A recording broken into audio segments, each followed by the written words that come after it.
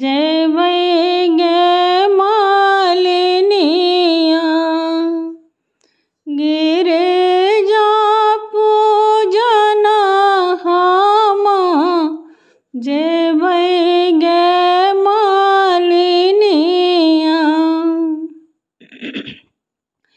बेली फूल आनी है चमेली गे मालिनिया, आनी है अड़हुल लाल लाल गे मालिनिया, आनी है अड़हुल लाल लाल गे मालिनिया।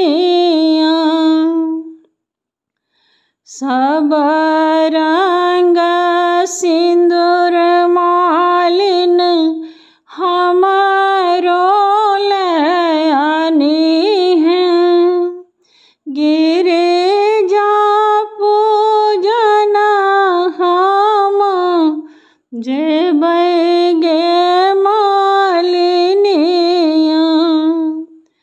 गिरिजा पूजन हम जेबै गे मालिनिया।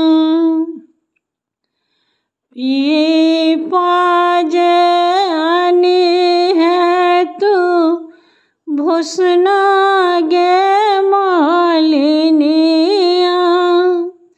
आनी है आचिन लाल लाल गे मालिनिया, आनी है आचिन लाल लाल गे मालिनिया।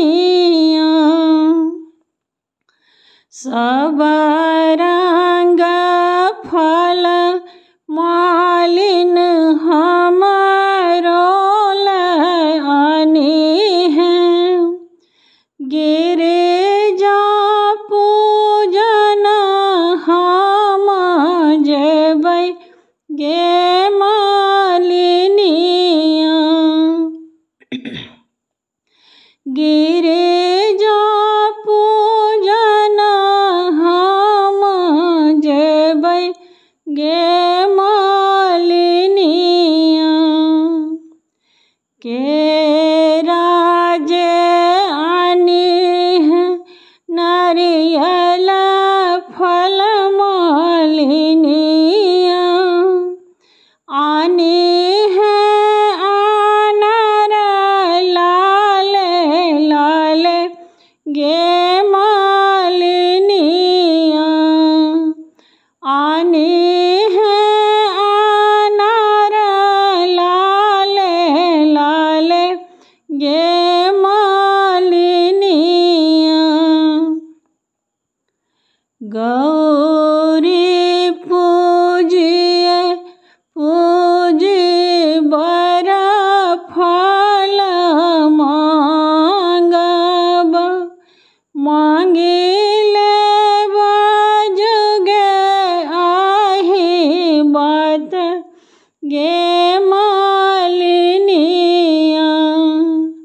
मांगी लेब जुगे आही बात गे मालिनिया, गिरिजा पूजन हम जेबै